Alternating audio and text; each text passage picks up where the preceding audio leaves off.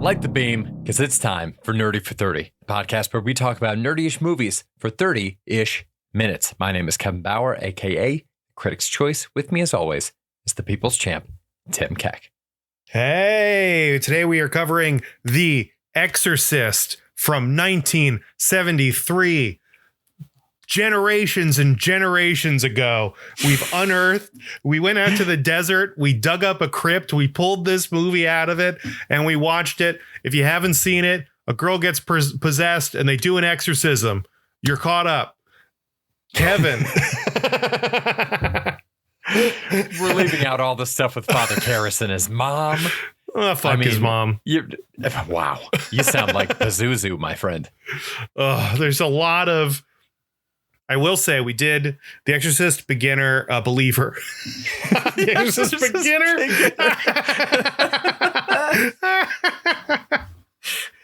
The Exorcist. Can't wait for Exorcist Intermediate next year. God, when they get to hard, watch out. The Exorcist. I started watching this again. It's been a long time since I've watched The Exorcist, and then for Believer, I tried to watch The Exorcist before that, and I was just not in the right shape. I just was not into it. I was like on my phone, just not having it. Pretty bored the whole time, and got into a portion of it.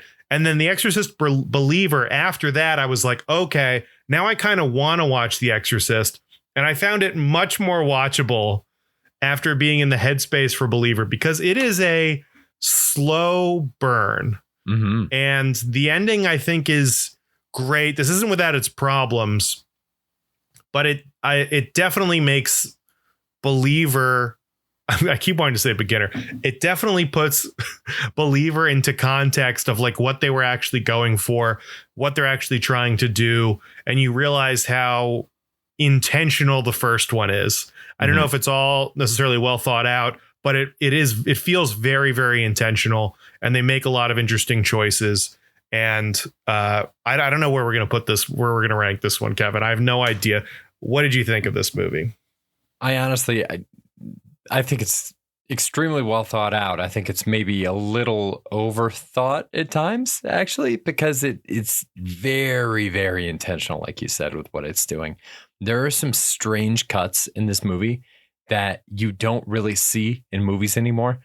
It has that attribute that a lot of older films have, where there are scenes where it's not entirely clear what the character is doing.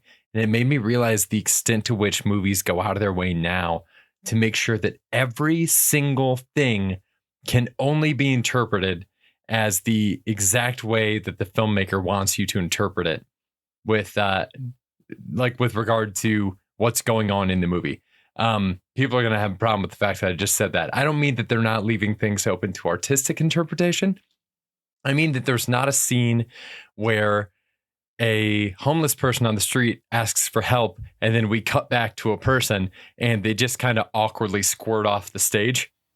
That was a really strange scene. It felt like there was more of the scene coming. We just cut to a different scene. That's the kind of thing that I'm talking about. It doesn't really happen anymore. They would, I feel like, go out of their way more to show him turning down the opportunity to help this homeless person, because that would inform us more of what we're supposed to be thinking about this person's struggle. Whereas, as it stands, once more, he just squirts his way off the screen. This is about Karras, right? This is like, he's the star of the movie. This is his thing. And you're right. All of those things like kind of flesh out what he's feeling. Like the homeless guy says, "I'm a Catholic, help me out," and he moves on, and it feels like he's battling with his faith, right, the whole time. And I kind of get it, and don't need as many more examples. But it seems like maybe that's kind of the old timiness of this, is like, okay, but here's another example. Here's another example, and it's like, I feel like we've got it. This is a similarity I noticed in Believer. Was they're both boxers. Leslie Odom Jr. is a boxer too. And in Believer, they are, well, in this movie, there's a scene where Karras goes to visit his mother, And these people who are in the hospital with her are grabbing at his clothes and they're pulling at him. And he has his collar on, like as a priest, and they take it off of him. And then I don't think he doesn't really wear it for a good portion of the movie. And it seems like then he goes to talk to his mom, and I'm like, oh, there's all this symbolism in like the removal of the collar. And he's not talking to his mom as a priest. He's talking to her as her son, and like dealing with all these emotional things that are maybe outside of the religious thing. And you can see his struggle because he has these personal problems, and then a pastor, and it's beautiful. In Beginner, Believer, God damn it. In Beginner, Leslie Odom Jr.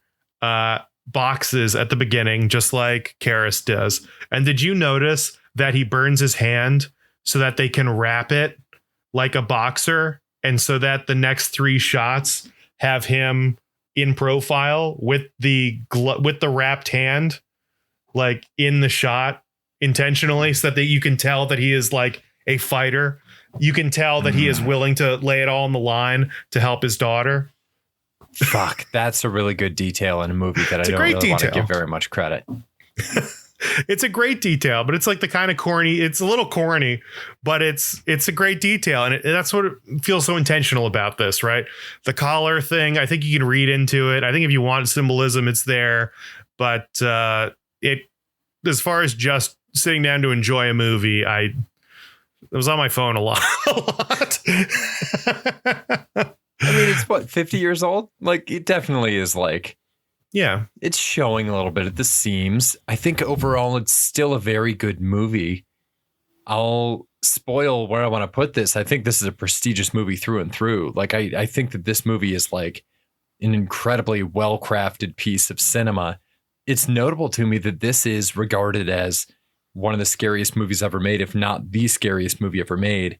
And there isn't that much actual terror in the movie. If you get right down to it, the scenes with Regan being possessed in a way that is actively, immediately terrifying, like not something that's going to make you think later about, what a Spinal Tap looked like in 1973, but like right now she is spitting demon vomit onto someone. There's, I think, maybe like a combined 7 minutes of that in this entire movie. It was interesting to me. I watched this before work and I didn't start it in enough time, so I had to pause it with about a half hour left of the movie. And most of the really big shit hadn't even happened yet. So it's very backloaded. I finally put that back on today earlier. And even in that back half hour, like watching that back half hour in isolation, most of it is complete silence. No joke. It's mostly people contemplating.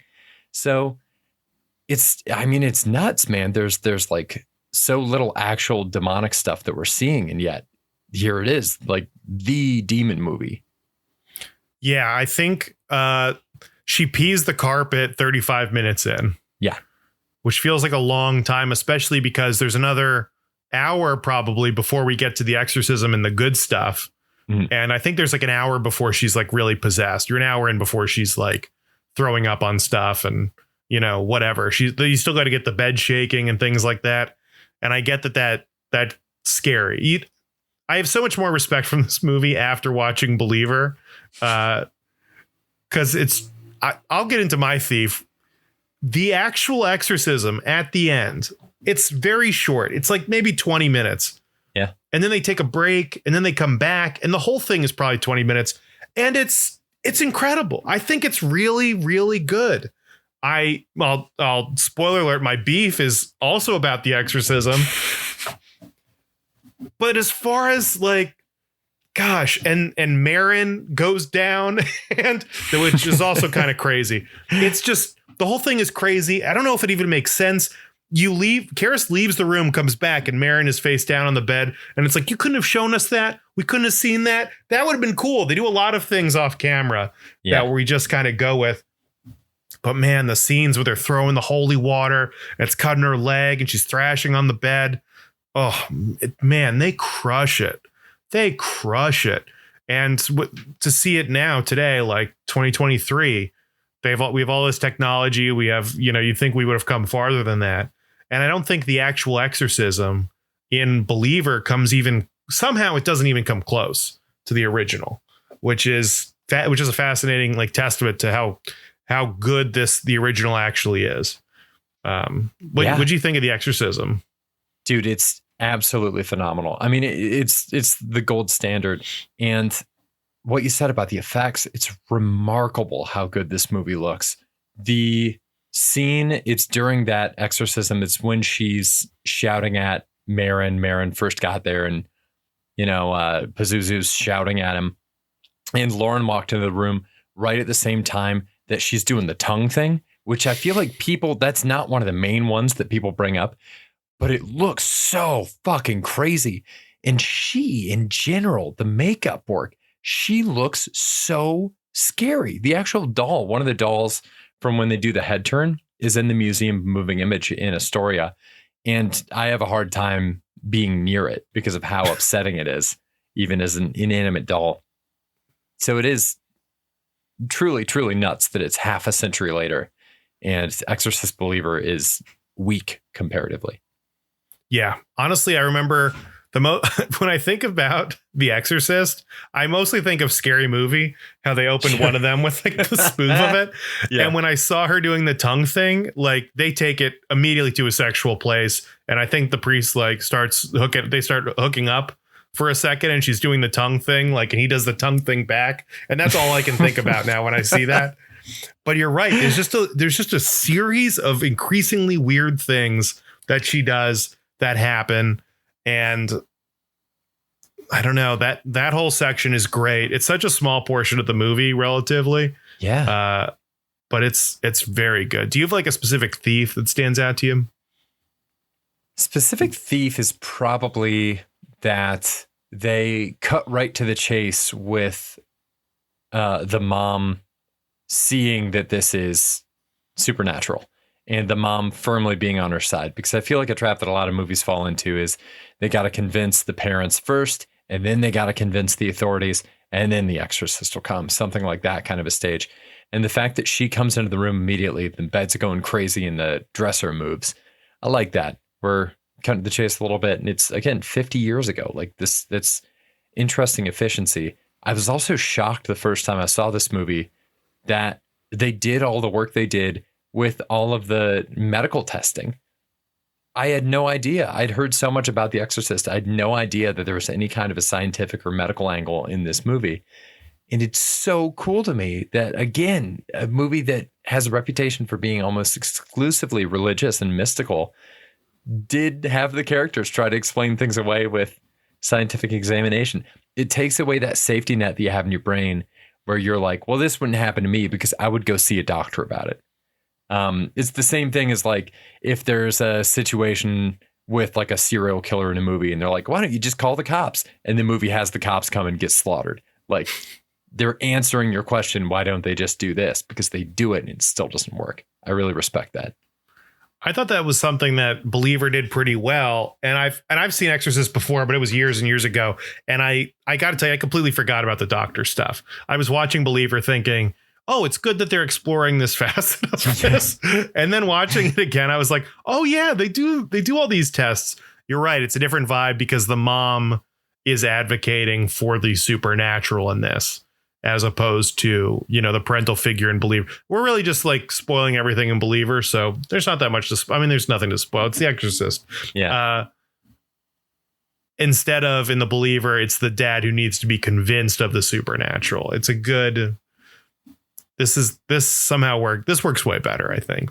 Really Dude, does. On that same note of being convinced of the supernatural, I wanted to ask you about the opening sequence of the movie in the desert, because there's a lot of scuttlebutt about this scene online and in interviews from back in the day where the screenwriter was adamant that we needed that scene in the movie. That scene could not be cut. I think it's like 11 minutes at the beginning of the movie. And everybody was saying, cut the scene. Like, cut that scene, you got a perfect movie. And director and screenwriter were like, no, it stays in. So was that completely necessary? Do you think that really adds a lot of color to the rest of the movie? Or do you think you could have chopped it off? No, it doesn't add anything. It doesn't add anything. I think it's a waste of time. The thing that I like about it and that I really noticed on this for this like second passing at it after watching it basically on my phone the whole time a few weeks ago and then watching it like this week, like with more intentionality, is it's a little creepy. There's scenes where they're like standing and the wind's blowing. And I think the dig is worthless. People were like, oh, it fleshes out the character of Marin. Marin comes out of nowhere at the end. And I'm not even thinking about the beginning. I'm just like, oh, cool. Now they just called in some random guy to do this thing. But it's not about Marin. So who cares about Marin's backstory? Sure. Marin is just another supporting character to tell the story of Karis. So, but I realized when you start this movie after the desert scene, it's very positive, very upbeat. It's just a mom loving her daughter. It's her acting on set. Nothing creepy happens for a long time in this movie. Like 35 minutes into this movie, something creepy happens, right? So if you don't have that opening scene, there's no, I got a little tense watching the opening. I think it'd be easy enough to recreate another kind of chilling moment in that. But without the opening scene, you're watching 35 minutes of just like pretty happy family. Uninteresting. It's pretty uninteresting for the first 35. I don't know. What do you feel about it? You cut it or keep it? I think keep it. I'm with you in that there's a lot of nice tone setting in there. The things that immediately stand out to me are, for whatever reason, the kid that runs up and tells him about the find, that kid is like iconic to me. I don't know why. Something about the kid running up and the way he runs up and all that. It's just like, it's like stuck in my brain. The scene with Marin and the Pazuzu statue really stands out to me. The framing in that and the size of that statue and the way that it's above him in the scene and kind of looming over him, and that sound of the dogs fighting in the background. I mean, that's one of the stranger and more powerful images in the movie. So I like that a lot. But I also, I care about the characters and stuff once we jump into the happy version of the movie too. I really dig all that. I like the director a lot. Burke, right, is his name? So I'm in on all that. I'm in on the whole movie. I'm all the way in. I love it. Yeah, it's cool. I mean, the first thing's cool. It just seems so out of left field, and I'm not sure it's really relevant to the rest of the movie, except then they find like a little statue in the girls' room or something, right? Which I thought was kind of referencing the opening scene. But I don't know. It feels like she kind of gets this demon possession out of nowhere. It feels very random. Yeah. It just one day she's peeing on the carpet. One day she wasn't, and now this is what she does. She pees on the carpet. The bed shakes violently. Sometimes she's a creep. Sometimes she's like, I don't know, sweet. But it just gets weird, man. She's like a Sour Patch Kid in a commercial, Tim. Sometimes she's sweet. Sometimes she's sour. I think one of my biggest beefs, Kevin, which I think, again, we're talking about the opening, which I think is well-trod territory. I think another point that people argue about all the time is the possession at the end. How Karis is able to convince the demon to leave her and go in him, and then he can commit suicide and get rid of the demon. It feels really out of left field. It's cool. It's incredibly cool.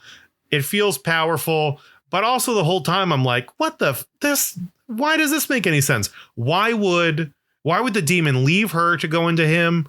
Why? How does that even work? Why isn't the demon possessing more people then? Why is the demon just put out by him dying? Like if they just killed the girl, the demon would go away. I guess so. But he can't kill the girl. Maybe he can't kill the girl, but he could kill himself. Also, why is the conclusion? Why is his arc that he's ready to die now? I don't know. It's weird. It's weird. I'm not the first person to say it, but I don't love it. Yeah, it is strange because part of the mythology is that he has been baptized and he lives his life in service to the Lord, and therefore he should not be able to be a vessel for this creature. And I know that the plot of the movie is kind of that he's lost his faith, but still the simple fact that he was baptized and was in the priesthood should, again, theoretically be enough to cover him there. Right. Also, I mean, there's a really cool, I don't want to spoil too much. There's an incredibly cool riff on this whole premise in the movie The Pope's Exorcist. They do it fast. I don't know that I can recommend that whole movie, but I can recommend the first 5 minutes of that movie. And there is an incredibly cool riff on this idea. So check that out. It's on Netflix right now. I think him jumping out of the window is his dedication to his faith in a way, because he is willing to completely end his own life in service to this girl and in service to his God. But also, it's strange because he's committing suicide, which is a mortal sin. Yeah. And if we're going off of the mythology, which we should be because the Vatican is involved here, then him killing himself should preclude himself from being able to go to heaven, which maybe is not, his point anymore, but it is a selfless act. I don't know. It's dicey. Does he go to hell? Who knows? I guess it is a showing of faith, but it's also, you're right, he's killing himself. It feels like a weird way of giving up. It's also, Marin has done these before, and yet we leave the room, come back, he's dead. I'm not like, why did he die? How did he die? The girl's like untied on the bed too, I think, when they come back. Like, it's something happened and it was weird. I don't know. Do you have a beef? What's your biggest beef coming out of this? Biggest beef. We talked about this a little bit on last week's episode, and it directly relates to what you just started talking about. There has never been a good priest in an exorcism movie. There has never been a single good priest in an exorcism movie. The concept of these priests losing their faith when confronted with a rock solid example with proof. It's pretty easy to have faith in something that you have proof of. And yet here these priests are, dropping the bag at the last minute. I'm not saying I would do great in this situation. I would do horribly in this situation. I'm not a man of the cloth. Like, if you are, it just blows my mind. If you are, what's an analogy here? Oh boy, what's another thing that people have a lot of debate as to whether or not it exists? Let's talk about Linus and the Great Pumpkin, Tim. The Great Pumpkin. I was going to say, like a Jets Super Bowl. Like, what are the chances that the Jets could get to the Super Bowl? Like, if they were in there and winning a game, you would, if they actually won the Super Bowl, you'd have to acknowledge that they were a good team that year and they won the Super Bowl. But there'd be some part of every Jets fan that's like, no. It couldn't have happened. It's not right. This isn't the way the world is. I don't know. Is that a good analogy? Who knows? Kevin, what was our bit this week? I'll tell you exactly what the bit is, Tim. Tim, I want to launch a new segment on you. This one's called Merch Madness. Go with me on this. You and I have been hired to design the merch for the original Exorcist from 1973. They decided there wasn't enough merch 50 years ago.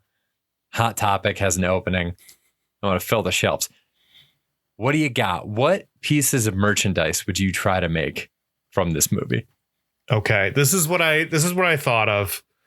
I wanted to do something with the vomiting, right? Yes. And initially I was thinking Halloween mask, too easy. It reminded me of like creepy crawlers or like a Play-Doh factory as a kid. And there's like this elaborate setup and it generates like a goo or a gummy. I'm picturing this as a kid's toy.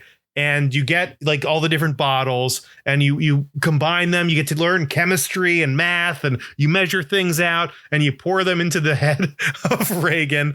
And then you push a button and it like loads up. Maybe you have to like, generate electricity. You get a potato and you like plug it in, like really a real learning experience for the kids.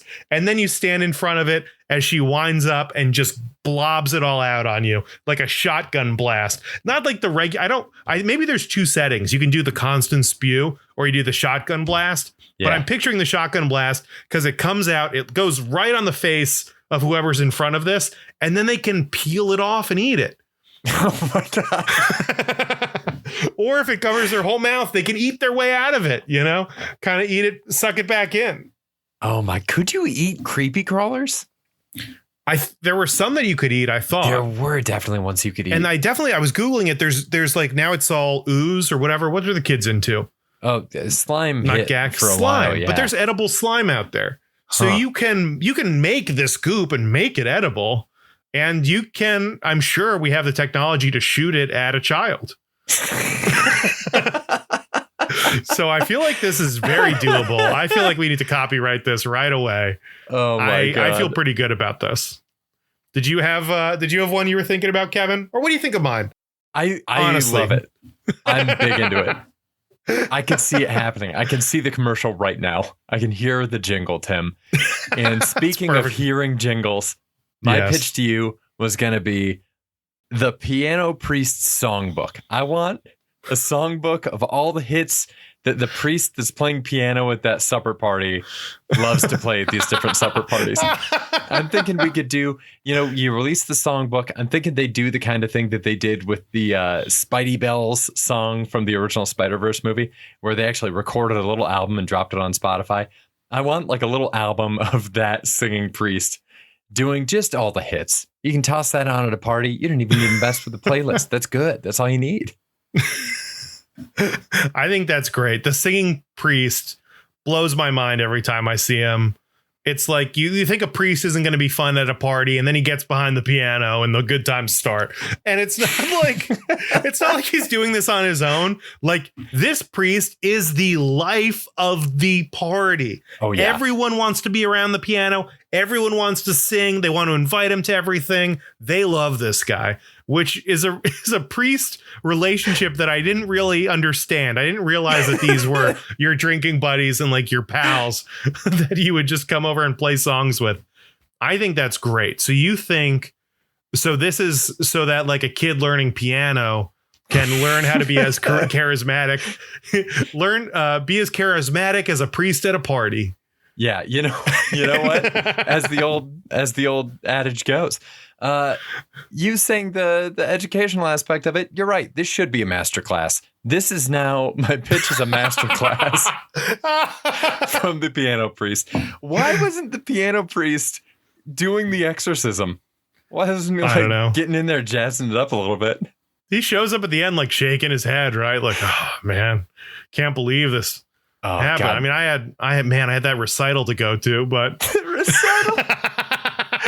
The camera pans out and he's the one playing Tubular Bells on a keyboard. Man, the whole thing would have turned out different if his recital wasn't on the same night they decided to do the exorcism. Man, he would have made a big difference. You're saying recital, but I like to think he just means church. He just plays the organ in church. It's a recital every weekend. I guess that's true. You like an audience, I suggest getting into church. Kevin, I had another idea. I don't know if I feel as good about this one, but I wanted to run it by you. Hit me. I was thinking a slinky that falls down the stairs, and when it gets to the bottom, it squirts blood everywhere. Oh God. And I think that's good. And I haven't been able to decide if it's like liquid blood or it's the kind of thing like plastic that like goes everywhere, and then you have to like box it back up like a Jack in the Box. Right. Like okay. Something opens, like you put it on a timer and it goes down the stairs until it like a 10-second timer. Maybe it plays a fun song from the priest book. You could like cross promote these things. Sure. Or it just plays the Exorcist theme. It plays the Exorcist theme for like 5 seconds. And then 5 seconds in, the whole thing just like blows up and there's like blood everywhere. And then then you can like fold it back up and get ready to go again. Into it. I'm there. Lock it down. I think we've got some good merch ideas. Let's get the store going. nerdyfor30.com/merch. You'll be able to find it there. Yeah, you all might kinds get of good a stuff. 404 page not found at first. Keep trying. It's there. Yeah, it's a 404 website. So yeah, we're feeling pretty good about it. Kevin, I have a question for you. Please. An important question. You can ask me anything. This is tough. Kevin, is The Exorcist better or worse then Barbenheimer double feature. I think it's I think it's this better. Is a good one. I think it's I think it's better. What do you think? Barbenheimer, a prestigious movie, good prestigious movie. It's right above the Air Meridian. I do think it should be above the Air Meridian. I think it's above the Air Meridian. It's not as like dumb fun as the Expendables or Fast X. It's not actually as good as Everything Everywhere All at Once. But Barbenheimer, I feel like combined it's the definition of prestigious good, where it's just like, it's somehow unsatisfying to me. As a combination, there's just something missing. And I feel like they're linked. It's either right above it or right below it, I think. The Exorcist. Yeah. Wow. I think if we are rating Barbenheimer as one specific combination unit. We did one episode, so it's one unit. I think it's above that. Okay. It's above that, and right below, Expend 4 Bulls. As it should be. Expend 4. The more I think about that movie, the more fun I had. That was a great time, man. Oh, boy. I loved Expend 4 Bulls. Same. I'll watch it again. I really... Gosh. I had a blast. I feel like Ron Swanson in Parks and Rec, like half-mast is too damn high. like this thing's midway through it and it's just not high enough. Expendables is number 15 and I'm still like, or 14 and I'm like, it's got to get up there some more. It's got to climb that ladder.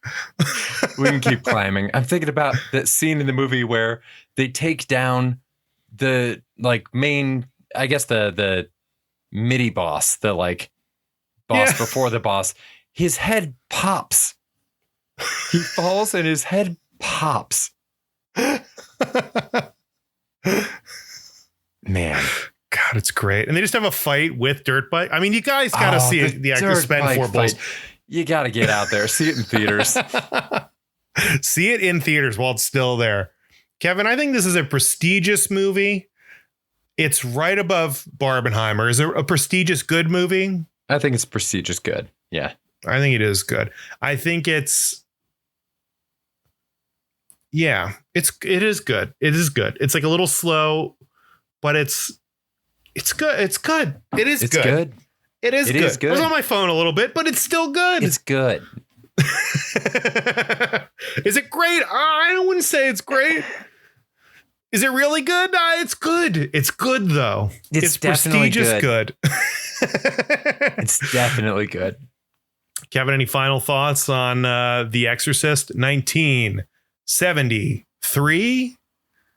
You know, I'll go to my grave wanting to know what Burke was about to say when he was shit-faced drunk leaving the party. He was about to unleash an absolute truth bomb, and he second-guessed it, and he third-guessed it, and he fourth-guessed it, and then he waved his hand and got pushed out the door. And I will always wonder what that man was about to say. How about you, Tim? Any last thoughts? Gosh. Yeah, I mean, it's great. It's fun. The girl was creepy. I had a great time. Honestly, I think I would probably just rewatch. If next time I rewatch this movie, I'm going to rewatch the last 30 minutes. Yeah. And I could probably do that whenever, you know, if I walk in on this movie and it's in the final, whatever quarter, I'm not leaving the room. I'm seeing it through. I got to see how it ends. It's so good, man. It's really awesome. So yeah, that's it. That's my final thought. Rock and roll. Thanks everybody for listening. This has been Nerdy for 30. We will be back here next week with our last Halloween season episode for this year. It's going to be a blast. We're doing the original Scream from the 90s. So check that out. I think it's on Paramount Plus right now. It's probably on Shudder too. Just look for it online. You're going to find it. And until then, everybody, stay nerdy. Bye. Stay nerdy. Bye. Scream. I love Scream. Scream's great. Me too. Oh, Sydney.